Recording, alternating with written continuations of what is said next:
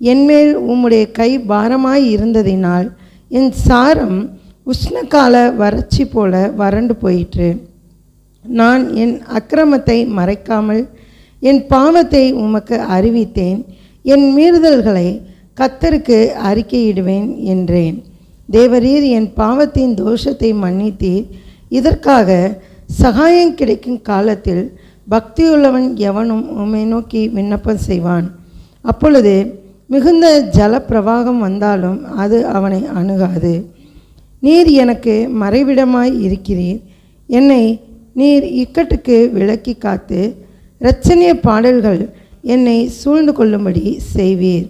நான் உனக்கு போதித்து நீ நடக்க வேண்டிய வழியை உனக்கு காட்டுவேன். உன்மேல் என் கண்ணை வைத்து உனக்கு ஆலோசனை சொல்லுவேன். வாரினாலும் கடிவாளத்தினாலும் வாய் கட்டப்பட்டால் ஒழிய உன் கிட்டச் சேராத புத்தியில்லா குதிரையைப் போலவும் கோவேறு கழுதையைப் போலவும் இருக்க வேண்டாம். துன்மார்க்கனுக்கு அநேக வேதனைகள் உண்டு. கர்த்தரை நம்பியிருக்கிறவனையோ கிருபை சூழ்ந்து கொள்ளும். நீதிமான்களே, கர்த்தருக்குள் மகிழ்ந்து களிகூருங்கள். செம்மையான இருதயம் உள்ளவர்களே, நீங்கள் எல்லாரும் ஆனந்த முழக்கமிடுங்கள். ஒரு ஜெபம் செய்வோம். கர்த்தருடைய பரிசுத்த நாமத்துக்கு மகிமை உண்டாகட்டும். கர்த்தராகிய தேவன் தாமே அப்பா இந்த நல்ல வேலையை ஆசீர்வதிங்க தகப்பனே. இந்த செய்தி வேலையிலும் கர்த்தராகிய தேவன் நீர் எங்களோடு கூட பேசுங்க. இந்த சங்கீதத்திலிருந்து நாங்கள் கற்றுக்கொள்ளக்கூடிய ஒவ்வொரு காரியங்களும் எங்களுடைய வாழ்க்கைக்கு பிரயோஜனம் உள்ளதாக அமையட்டும். எல்லா தடைகளையும் எடுத்து போடுங்க. அசதிகள், சோர்வுகள், பலவீனங்களையும் எடுத்து போடுங்க. கர்த்தர் பெரிய காரியங்களை செய்யுங்க. இயேசுவின் நாமத்தை ஜெபிக்கிறோம் எங்கள் ஜீவனுள்ள நல்ல பிதாவே, ஆமேன் ஆமேன். இந்த 32ஆம் சங்கீதம் 32ஆம் சங்கீதம் தாவீது ராஜா எழுதின சங்கீதம். விசேஷமாக தாவீது தன்னுடைய பாவங்களை தேவனிடம் அறிக்கை செய்கிறார். அறிக்கை செய்து மன்னிப்பை பெற்று பின்பு எழுதின ஒரு பாடல் தான் இந்த 32ஆம் சங்கீதம். இதை ஒரு நன்றி அறிதலின் சங்கீதமாகவும் ஒரு போதக சங்கீதமாகவும் நாம் சொல்ல முடியும். விசேஷமாக இந்த சங்கீதத்திலிருந்து நாம் அநேக பாடங்களை நாம் கற்றுக்கொள்ள முடியும். இருக்கிறது ஒரு 11 வசனம்தான். ஆனால் இந்த 11 வசனத்திலிருந்து நம்ம அநேக பாடங்களை இந்த சங்கீதத்திலிருந்து நாம் கற்றுக்கொள்ள முடியும். முதலாவதாக நாம் பார்க்கும்போது 1-2 வசனங்களை வாசிப்போம். எவனுடைய மீறுதல் மன்னிக்கப்பட்டதோ, எவனுடைய பாவம் மூடப்பட்டதோ அவன் பாக்கியவான். எவனுடைய அக்கிரமத்தை கர்த்தர் எண்ணாதிருக்கிறாரோ, எவனுடைய ஆவியில் கபடம் இல்லாது இருக்கிறதோ அவன் பாக்கியவான். முதலாவதாக பாருங்க, எவனுடைய மீறுதல் மன்னிக்கப்பட்டதோ, எவனுடைய பாவம் மூடப்பட்டதோ அவன் பாக்கியவான். பாவம் செய்யாத மனிதர்கள் இந்த உலகத்தில் யாருமே இல்லை. ஆனால் இங்கே தாவீது சொல்லுகிறார், எவனுடைய பாவம் மன்னிக்கப்பட்டதோ, எவனுடைய மீறுதல் மன்னிக்கப்பட்டதோ, எவனுடைய பாவம் மூடப்பட்டதோ அவன் பாக்கியவான் என்று சொல்லி. தாவீதும் கர்த்தர் விரும்பாத ஒரு பாவத்தை செய்தார். ஆனாலும் தேவனாகிய கர்த்தர் தாவீதுனுடைய பாவத்தை மன்னித்து தாவீதுனுடைய ராஜாசனத்தை நிலைநிறுத்தினார். ஆலயம் மட்டும்தான் நீ கட்ட முடியாதுன்னு சொல்லி சொன்னார். உன்னுடைய கர்ப்பப்பிறப்பாகிய சாலமோன் அதை கட்டுவான். உன்னுடைய கைகள் இரத்தம் படிந்த கரங்களாக இருக்கிறதுனால நீ என்ன செய்ய முடியாது, ஆலயத்தை கட்ட முடியாது என்று சொல்லி சொன்னார். ஆனாலும் தேவன் என்ன பண்ணார், தாவீதுனுடைய பாவத்தை மன்னித்தார். அவனுடைய மீறுதலை மன்னித்தார். மன்னித்து தாவீதை என்னுடைய இருதயத்திற்கு ஏற்ற மனுஷனாக கண்டேன் என்று சொல்லி சொன்னார். இப்படியாக அந்த தாவீது சொல்லுகிறார், என்னுடைய பாவம் மன்னிக்கப்பட்டது, என்னுடைய மீறுதல் மன்னிக்கப்பட்டது, என்னுடைய பாவம் மூடப்பட்டது. இதை போல யாருடைய மீறுதல் மன்னிக்கப்பட்டதோ, யாருடைய பாவம் மூடப்பட்டதோ அவன் பாக்கியவான் என்று சொல்லுகிறார். அப்போ பாருங்கள், நம்முடைய வாழ்க்கையில் உண்மையான மகிழ்ச்சி எதில் இருக்கிறது என்று சொல்லி பார்த்தோன்னா, நாம் பயன்படுத்துகிற பொருட்களில் அல்ல, நாம் வசிக்கின்ற வீடுகளில் அல்ல, நாம் பார்க்கின்ற வேலைகளில் அல்ல, நாம் சம்பாதிக்கின்ற சம்பாத்தியத்தில் அல்ல. நம்முடைய பாவங்கள் கர்த்தரால் மன்னிக்கப்பட்டது என்றால் அதில் தான் என்ன இருக்குது, உண்மையான சந்தோஷமே தேவனுடைய பிள்ளைகளுக்கு இருக்கிறது. உலக பிரகாரமாக மனிதர்கள் துணிகரமாக பாவங்களை செய்து கொண்டு மகிழ்ச்சியாக இருக்கிறாங்க. ஆனால் அது உண்மையான மகிழ்ச்சி அல்ல. ஆனால் தேவனுடைய பிள்ளைகளுக்கு உண்மையான மகிழ்ச்சி எதில் இருக்கிறது? பாவங்கள் மன்னிக்கப்படுவதில் தான் உண்மையான மகிழ்ச்சி இருக்கிறது. ஏன்னா எவனுடைய பாவத்தை கர்த்தர் எண்ணாதிருக்கிறாரோ, 2ஆம் வசனத்தில் வாசிக்கிற பாருங்க, எவனுடைய அக்கிரமத்தை கர்த்தர் எண்ணாதிருக்கிறாரோ, எவனுடைய ஆவியில் கபடம் இல்லாது இருக்கிறதோ அவன் பாக்கியவான். எவனுடைய அக்கிரமத்தை கர்த்தர் எண்ணாதிருக்கிறாரோ அவன் எப்படிப்பட்டவனா? பாக்கியவானாக இருப்பான். அது எவ்வளோ ஒரு பெரிய பாக்கியமாக இருக்கிறது பாருங்கள். அதுதான் உண்மையான மகிழ்ச்சி. இங்கு தாவீது மீறுதல் என்கிற ஒரு பாவத்தை செய்திருக்கிறார். மீறுதல், கர்த்தருடைய கற்பனைகளை மீறுதல் என்கிற ஒரு பாவத்தை செய்திருக்கிறார். அடுத்ததாக பாவி என்கிற ஒரு ஸ்தானத்திற்குள்ளாக அவர் சென்றிருக்கிறார். அவருடைய ஸ்தானத்தை விட்டுவிட்டு ராஜா என்கிற கர்த்தருடைய சிநேகிதன் என்கிற அந்த ஸ்தானத்தை விட்டுவிட்டு எங்கே அவர் போய்விட்டார்? பாவி என்கிற ஸ்தானத்திற்கு அவர் போய்விட்டார். அடுத்ததாக அக்கிரம சிந்தையோடு அவர் காணப்பட்டு இருக்கிறார். இந்த 3 காரியங்களிலிருந்தும் கர்த்தர் என்ன செஞ்சிருக்கிறாரு? தாவீதை விடுதலையாக்கி தாவீதுக்கு மன்னிப்பை கொடுத்து அவனை ஆசீர்வதித்திருக்கிறார். அதனால தான் அந்த ஆசீர்வாதத்தை பெற்ற தாவீது சொல்லுகிறார், எவனுடைய அக்கிரமத்தை கர்த்தர் எண்ணாது இருக்கிறாரோ அவன் பாக்கியவான் என்று சொல்லி. இன்றைக்கு நாம் பல சூழ்நிலைகளில் பலவிதமான பாவங்களிலே சிக்கி இருக்கலாம். ஆனால் கர்த்தராகிய தேவனிடம் அந்த பாவத்திற்கு மன்னிப்பை கேட்கும் போது கர்த்தர் என்ன செய்கிறார்? அந்த பாவங்கள் எல்லாவற்றையும் தேவன் மன்னித்து அதை என்ன செய்கிறதில்லையா? கணக்கில் வைக்கிறதில்லையா? அநேக காரியங்களை நம்ம வேதத்தில் பார்க்க முடியும். நம்முடைய பாவம் இரத்தாம்பர சிவப்பாக இருந்தாலும் அதை என்ன பண்ணுகிறாராம்? உறைந்த பனியை போல வெண்மையாக மாற்றுகிறானா. கிழக்குக்கும் மேற்குக்கும் எவ்வளவு தூரம் நம்மளால் கண்டுபிடிக்க முடியாது. அவ்வளவு தூரமாய் நம்முடைய பாவங்களை நம்மை விட்டு விலக்கி போடுகிறாராம். கடலின் ஆழத்திலே நம்முடைய பாவங்களை எரிந்து போடுகிறாராம். கடலின் ஆழத்திலே விழுந்த எந்த ஒரு பொருளை நம்மளால் என்ன செய்ய முடியாது? கண்டுபிடிக்க முடியாது. ஆனால் தேவன் நாம் பாவங்களுக்கு மன்னிப்பை தேவனிடம் கேட்கும்போது அவர் என்ன செய்கிறாராம்? நம்முடைய பாவங்கள் எல்லாவற்றையும் கடலின் ஆழத்திலே எரிந்து போடுகிறாராம். இன்னும் நான் பார்க்கும்போது அவருடைய முதுகுக்கு பின்னாக நம்முடைய பாவங்களை எரிந்து போடுகிறாராம். நம்முடைய பாவங்களை எல்லாம் எடுத்து அவருடைய முதுகுக்கு பின்னால் எரிந்து போடுகிறாராம். முதுகுக்கு பின்னால் உள்ள ஒன்றையும் நம்மளால் என்ன செய்ய முடியாது? பார்க்க முடியாது. திரும்பினா மட்டும்தான் பார்க்க முடியும். ஆனாலும் பாருங்கள், கர்த்தர் அதை பாராதபடிக்கு நம்முடைய பாவங்களை என்ன செய்கிறாராம்? அவருடைய முதுகுக்கு பின்னாக எரிந்து போடுகிற தேவனாக இருக்கிறார். அப்போ பாவங்களுக்கு கர்த்தரிடம் நாம் மன்னிப்பை பெற்றுக்கொள்ளும் போது இப்படிப்பட்டதான ஆசீர்வாதங்களை நாம் கர்த்தரிடத்திலிருந்து பெற்றுக்கொள்ள முடியும். 2வதாக நாம் பார்க்கும்போது 3-4ஆம் வசனத்தில், நான் அடக்கிய வைத்த மட்டும் நித்தம் என் கதறுதலினாலே என் எலும்புகள் உலர்ந்து போயிற்று, இரவும் பகலும் என்மேல் உம்முடைய கை பாரமாய் இருந்ததினால் என் சாரம் உஷ்ணகால வறட்சி போல் வறண்டு போயிற்று என்று சொல்லி. இங்கே 3ஆம் வசனத்தை பாருங்கள். நான் அடக்கி வைத்த மட்டும் நித்தம் என் கதறுதலினாலே என் எலும்புகள் உலர்ந்து போயிற்று. இங்கு தாவீது தன்னுடைய பாவங்களை தேவனிடம் ஒப்புக்கொள்ளாமல் மறைத்து வைத்த போது அவர் அறிக்கையிட்டார். ஆனால் அதற்கு முன்பதாக அந்த பாவத்தை ஒப்புக்கொள்ளாமல் அவர் மறைத்து வைத்தபோது அவருடைய மனசாட்சி என்ன பண்ணதா? அவரை உறுத்தினது. அப்போ நாம் எப்பொழுதெல்லாம் நம்முடைய பாவங்களை நம்முடைய இருதயத்திலேயே மறைத்து வைத்து கொண்டிருக்கிறோமோ அப்பொழுதெல்லாம் மனசாட்சி உறுத்தி கொண்டே இருக்கும். ஏன்னா நம்ம வேத புத்தகத்தை வாசித்திருக்கிறோம். எது பாவம், எது அக்கிரமம், எது மீறுதல் என்பது நம்ம எல்லாருக்குமே தெரியும். ஒருவேளை நாம் பாவத்தில் விழுந்தோம் என்றால் கர்த்தரிடமாக நாம் மன்னிப்பை பெற்றுக்கொள்ள வேண்டும். நாம் அடக்கி வைக்கிற வரைக்கும், நாம் மௌனமாய் இருக்கிற வரைக்கும் அந்த மனசாட்சி என்ன பண்ணும்? நம்மை உறுத்தி கொண்டே இருக்கும். அப்போ அதன் மூலமாக என்னாகுமா? இங்கே பாருங்கள், நித்தம் என் கதறுதலினாலே என் எலும்புகள் உலர்ந்து போயிற்று, இரவும் பகலும் என்மேல் உம்முடைய கை பாரமாய் இருந்ததினால் என் சாரம் உஷ்ணகால வறட்சி போல் வறண்டு போயிற்று என்று சொல்லி, இந்த பாவத்தை கர்த்தரிடமாக அறிக்கை இடாமல் நம்முடைய இருதயத்திற்குள்ளாக வைத்து கொண்டு நாம் மௌனமாக இருக்கும்போது நம்முடைய சரீரம், நம்முடைய ஆவி, நம்முடைய ஆத்மா எல்லாமே பலவீனப்பட்டு போகிறது. எல்லாமே பலவீனம் அடையக்கூடியதாக இருக்கிறது. அப்போ பாருங்கள், நாம் கர்த்தரிடமாக அறிக்கையிட்டு மன்னிப்பை பெற்றுக்கொள்ள வேண்டும். தன் பாவங்களை மறைக்கிறவன் வாழ்வடைய மாட்டான், அவைகளை அறிக்கை செய்து விட்டு விடுகிறவனோ இரக்கம் பெறுவான். அந்த இரக்கம் யாரிடத்திலிருந்து வரும்? தேவனிடத்திலிருந்து வரும். தேவனிடத்திலிருந்து வரக்கூடிய இரக்கமும் கிருபையும் மன்னிப்பும் நித்திய காலமாக நிலைத்திருக்கக்கூடியதாக இருக்கிறது. நமக்கு நிரந்தரமான ஒரு ஆசீர்வாதத்தை தரக்கூடியதாக இருக்கிறது. அப்போ பாருங்கள், இந்த பாவத்தை அடக்கி வைக்கிறதுனால குற்ற உணர்வும் நமக்குள்ளாக வரக்கூடியதாக இருக்கிறது. நம்முடைய உடலும் பாதிக்கப்படும், நம்முடைய மனமும் பாதிக்கப்படும்.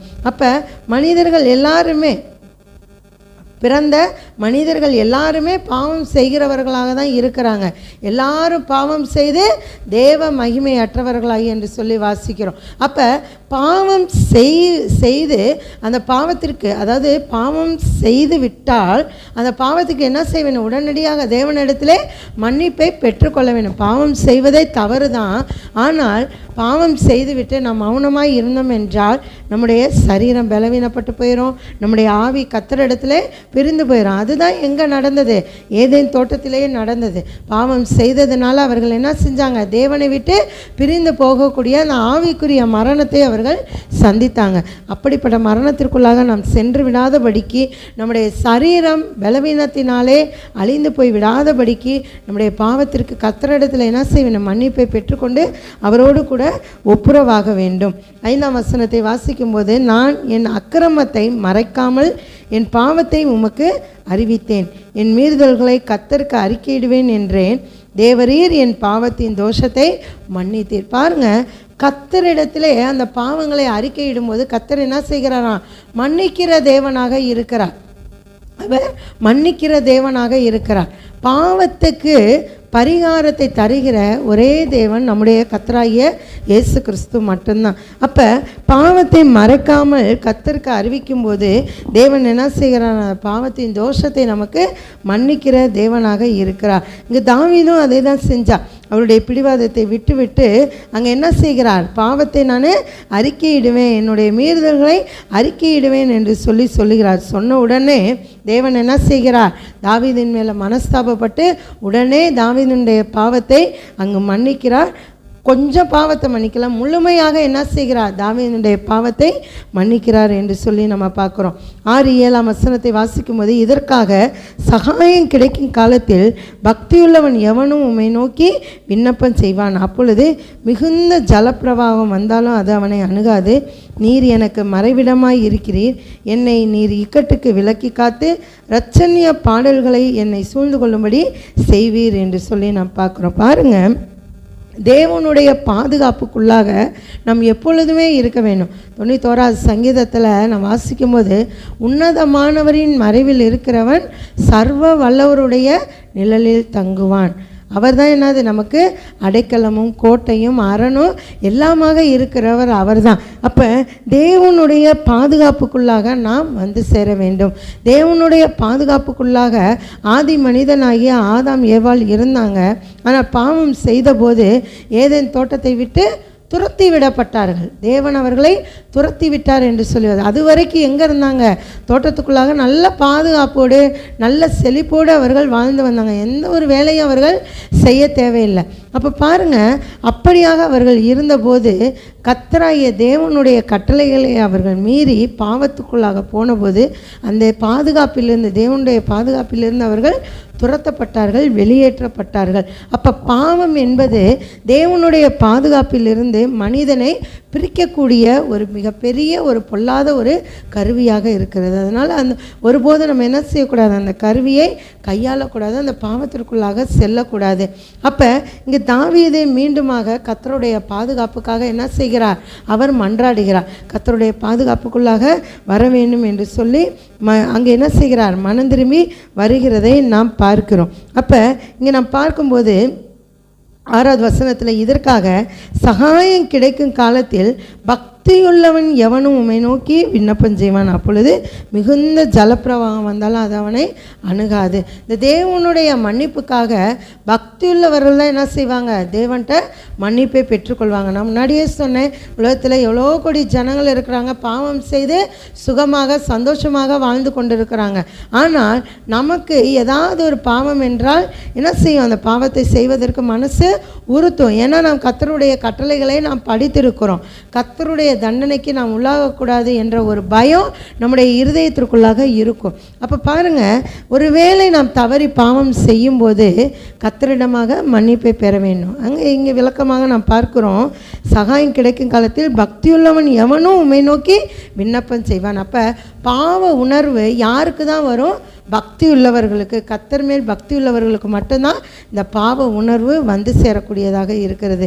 அப்போ பக்தி உள்ளவன் எவனும் விண்ணப்பம் செய்வான், அப்பொழுது மிகுந்த ஜலப்பிரவாகம் வந்தாலும் அது அவனை என்ன செய்யதான், அணுகாதான். ஏன்னா தேவன் பார்க்கிறார், இவன் பாவத்திலேயே இருக்கணும்னு சொல்லிட்டு அவன் விரும்பலை. அந்த பாவத்திற்கு என்னிடமாக மன்னிப்பை பெற்று ஜீவனுக்குள்ளாக போக வேண்டும் என்பதை அவன் விரும்புகிறான் என்று சொல்லி தேவனாய கர்த்தர் அறிந்து மிகுந்த ஜலப்பிரவாகம் வந்தாலும் அது நம்மை அணுகாதபடிக்கு நம்ம என்ன செய்வாராம், கர்த்தராய தேவன் பாதுகாக்க போதுமானவராய் இருக்கிறார். அடுத்ததாக நாம் பார்க்கும்போது பாருங்கள், 8ஆம் வசனத்தில் 8 முதல் 11 வரைக்கும் உள்ள வசனங்களில் தேவன் ஆலோசனை சொல்லுகிறார். நான் உனக்கு போதித்து நீ நடக்க வேண்டிய வழியை உனக்கு காட்டுவேன், உன்மேல் என் கண்ணை வைத்து உனக்கு ஆலோசனை சொல்லுவேன் என்று சொல்லி தேவன் வாக்கு கொடுக்கிறார். பாருங்கள், பாவத்திற்கு நாம் மன்னிப்பை பெற்றுக்கொள்ளும் போது அப்படியே நம்மை அவர் விடுகிற தேவன் அல்ல, நமக்கு ஆலோசனை சொல்லுகிற தேவனாக இருக்கிறார். எப்படி அவர் ஆலோசனை சொல்லுகிறாராம், நாம் நடக்க வேண்டிய வழியை நமக்கு காட்டுகிற தேவனாக அவர் இருக்கிறானா. இப்போ நம்ம இருக்கிறோம், நம்முடைய பிள்ளைகளுக்கு என்ன செய்வோம், எப்படி நடக்க வேண்டும், எப்படி யார்கிட்ட எப்படி பேச வேண்டும், என்ன பேச வேண்டும், உலகத்தில் எப்படி நடந்து கொள்ள வேண்டும் என்று சொல்லி நம்ம என்ன செய்வோம், நம்முடைய பிள்ளைகளுக்கு நல்ல வழிகளை நம்ம காட்டுவோம், நம்ம சொல்லித்தருவோம். அதுபோல் தேவனாகிய கர்த்தர் நாம் தவறுகிற வேளையிலே மீண்டுமாக அவருடைய சமூகத்திற்குள்ளாக வரும்போது அவர் என்ன செய்கிறாரா, நமக்கு போதித்து நாம் நடக்க வேண்டிய வழியை அவர் என்ன செய்கிறாரா, நமக்கு காட்டுகிற தேவனாக இருக்கிறார். தேவன் நல்லவராகவே இருக்கிறார். அப்போ அவர் காட்டுகிற வழி எப்படி தான் இருக்கும், நல்ல வழிகளாக தான் இருக்கும். அது மட்டுமல்ல, உன்மேல் என் கண்ணை வைத்து உனக்கு ஆலோசனை சொல்லுவேன் என்று சொல்லுகிறார். ஆலோசனை சொல்லுகிற தேவனாக அவர் இருக்கிறார். நமக்கு ஒவ்வொரு நாளும் ஒவ்வொரு நொடி பொழுதும் ஆலோசனை தந்து நம்மை நல்ல வழியிலே நடத்துகிற தேவனாக நம்முடைய தேவன் இருக்கிறார். அதனால் இன்னொன்று அவர் சொல்லுகிறார் 9ஆம் வசனத்தில், வாரியினாலும் கடிவாளத்தினாலும் வாய் கட்டப்பட்டால் ஒழிய உன் கிட்ட சேராத புத்தி இல்லாத குதிரையைப் போலவும் கோவேறு கழுதையைப் போலவும் இருக்க வேண்டாம், பொதுவாக விலங்குகளைப் போல இருக்க வேண்டாம் என்று சொல்லுகிறார். நாம் எல்லாரும் மனிதர்கள். தேவன் நமக்கு நல்லது எது கெட்டது எது என்று சொல்லி பகுத்தறியத்தக்கதான ஒரு கிருபையின் வரங்களை நமக்கு கொடுத்திருக்கிறார். அதனால் நம்ம எப்படி இருக்கக்கூடாதான், விலங்குகளைப் போல இருக்கக்கூடாது என்று சொல்லி அவர் சொல்லியிருக்கிறார். இங்கு வாரினாலும் கடிவாளத்தினாலும் வாய் கட்டப்பட்டால் ஒழிய உன் கிட்ட சேராத புத்தி இல்லாத குதிரையைப் போலவும் கோவேறு கழுதையைப் போலவும் இருக்க வேண்டாம். குதிரைகளுக்கு என்ன செஞ்சுருப்பாங்க, கடிவாளம் போட்டிருப்பாங்க.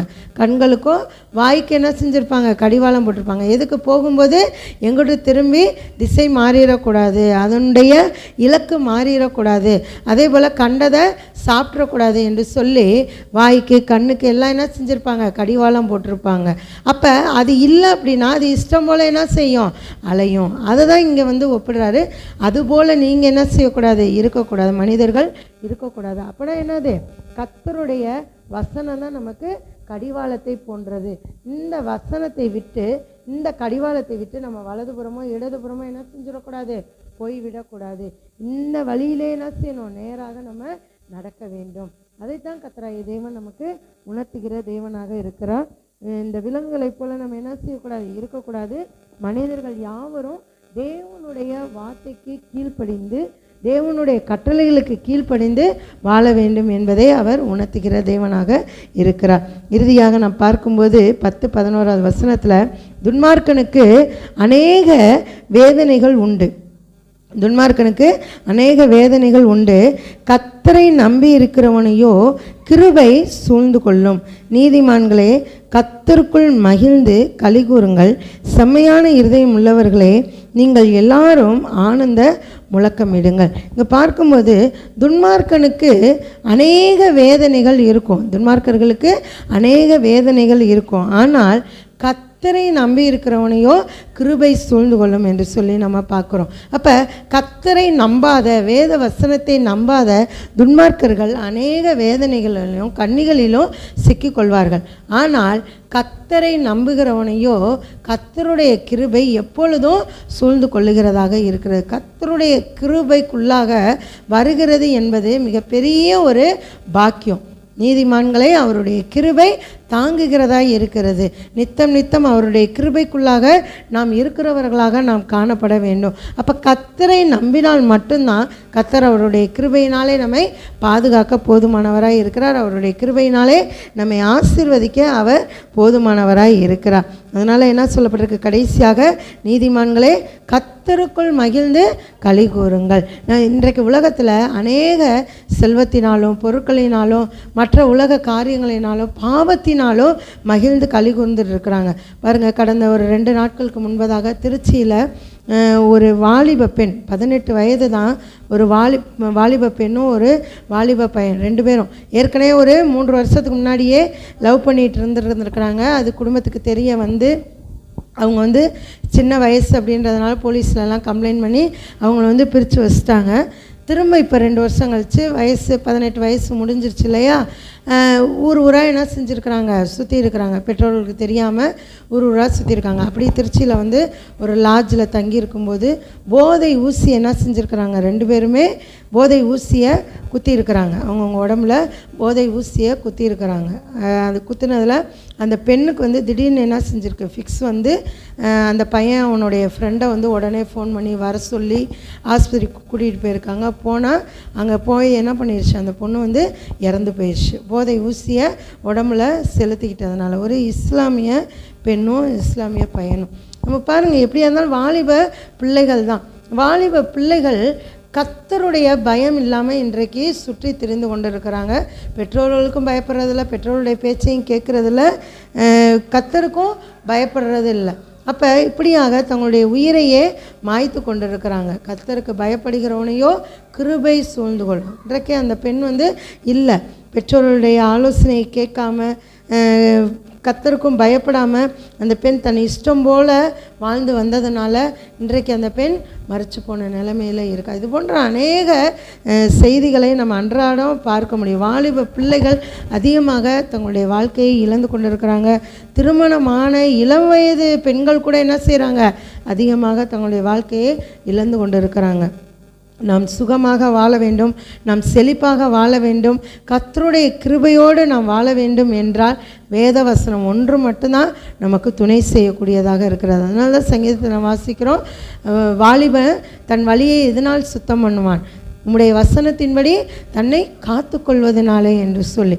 இப்போ பாருங்கள், வாலிபர்கள் என்றால் 13 வயதுலேருந்து 18 வயது வரைக்கும் உள்ளவங்க, 19 வயது வரைக்கும் உள்ளவங்கன்னு இல்லை, எல்லாருமே கர்த்தருக்குள்ளாக வாலிபர்கள் தான். ஆனால் எல்லாருக்குமே கர்த்தருடைய வசனம் தெரிந்திருக்க வேண்டியது இந்த காலத்தில் கட்டாயமாக இருக்கிற. கர்த்தருடைய வசனம் இருந்தால் மட்டும்தான் நம் ஜீவனை பாதுகாத்து கொள்ள முடியும், நம்முடைய சரீரத்தை நாம் பாதுகாத்து கொள்ள முடியும். அதான் கடைசியில் சொல்லப்பட்டிருக்கு, நீதிமான்களே கர்த்தருக்குள் களி கூறுங்கள், செம்மையான இருதயம் உள்ளவர்களை நீங்கள் எல்லாரும் ஆனந்த முழக்கமிடுங்கள் என்று சொல்லப்பட்டிருக்கு. அப்போ பாருங்கள், துன்மார்க்கராக இருக்கிறவர்களுக்கு வேதனைகள் அதிகமாக இருக்கும். கடைசியில் பார்த்தா அந்த பொண்ணோட அம்மாவே அந்த போதை மருந்துகளை விற்பனை செய்கிறாங்களாம், ரகசியமாக விற்பனை செய்கிறாங்களாம். அந்த பிள்ளை அவங்க வீட்டில் இருந்தே அவங்க அம்மாவுக்கு தெரியாமல் எடுத்துகிட்டு போய் தான் இப்படிப்பட்ட சூழ்நிலைக்கு ஆளாயிருக்கு என்று சொல்லி போலீஸில் கம்ப்ளைண்ட் ஆனதுக்கப்புறம் தெரிய வந்திருக்கு.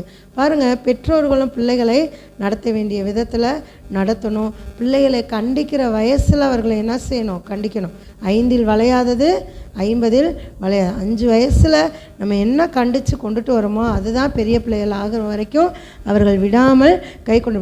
வேதவசனத்திலே அதான் இருக்குது, சிறு பிள்ளையை நடத்த வேண்டிய விதத்திலே நடத்து, முதிர் வயதானாலும் அவன் என்ன செய்வான், அதை விடாதிருப்பான் என்று சொல்லப்பட்டிருக்கு. அப்போ சின்ன பிள்ளைகளை நம்ம எப்படி நடத்தணும் என்பதற்கு நமக்கு ஆலோசனை வேணும்னாலும் அதுவும் எதில் தான் இருக்குது, வேத புத்தகத்தில் தான் இருக்குது. அப்போ நம்ம வேதத்தை நல்ல முறையில் படிக்கும்போது கர்த்தருடைய கிருபையினால் நாம் என்ன செய்ய முடியும், பிள்ளைகளுக்கு அதை சொல்லித்தர முடியும். நம்மளால் நம்முடைய பிள்ளைகளும் பாதுகாக்கப்படுவாங்க. நம்முடைய பிள்ளைகள் பாதுகாக்கப்படுவது, நம்முடைய பிள்ளைகள் நல்ல வழியிலே நடத்தப்படுவது எல்லாமே யாருடைய கரத்தில் இருக்கிறது, நம்முடைய கரத்தில் இருக்கிறது. நாம் கர்த்தரிடத்திலிருந்து ஆலோசனை பெற்றுக்கொண்டு நம்முடைய பிள்ளைகளை அந்த வழியிலே நாம் நடத்த வேண்டும்.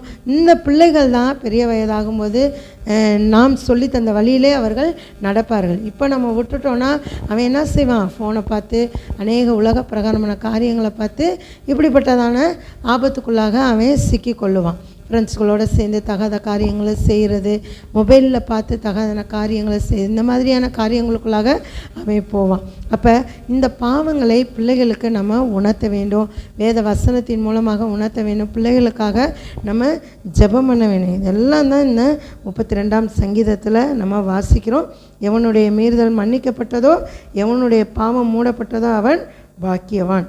எவனுடைய அக்கிரமத்தை கர்த்தர் எண்ணாது இருக்கிறாரோ, எவனுடைய ஆவியில் கபடம் இல்லாது இருக்கிறதோ அவன் பாக்கியவான். பாவத்திற்கு கர்த்தரிடத்திலே நாம் மன்னிப்பை பெற்றுக்கொள்ள வேண்டும். பாவத்திலே அழிந்து போவது கர்த்தருக்கு விருப்பம் அல்ல. அப்போ கர்த்தர் நம்மை நீதிமான்கள் ஆக்க வேண்டும் என்பதற்காக தான் அவருடைய இரத்தத்தை சிந்தியிருக்கிறார்.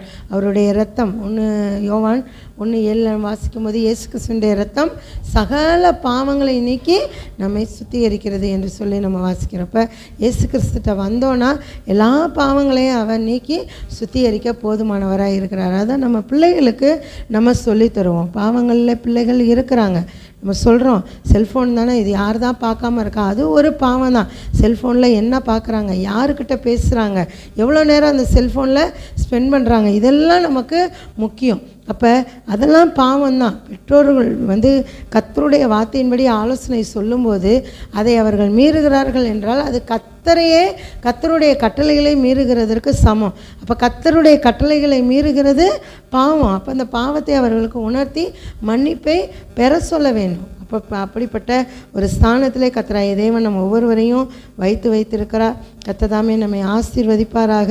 நாம் கர்த்தருக்குள்ளாக மகிழ்ந்து களி கூர்ந்திருப்போம். கர்த்தரை நம்பி இருக்கிறவனையோ கிருபை சூழ்ந்து கொள்ளும்.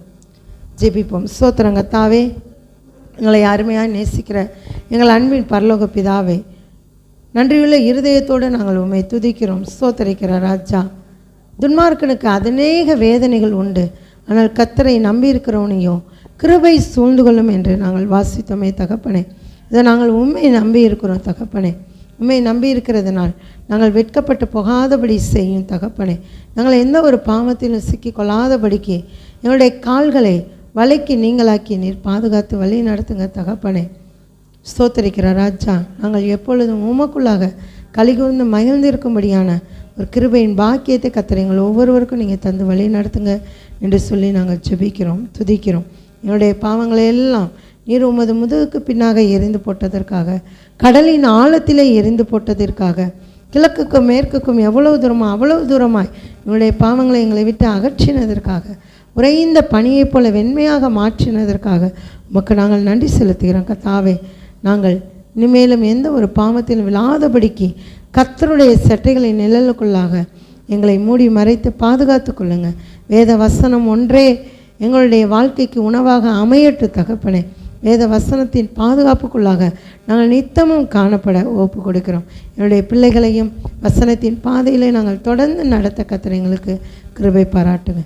இயேசுவின் நாமத்தில் ஒப்பு கொடுத்து ஜெபிக்கிறோம் எங்கள் ஜீவனுள்ள நல்ல பிதாவே. ஆமேன், ஆமேன்.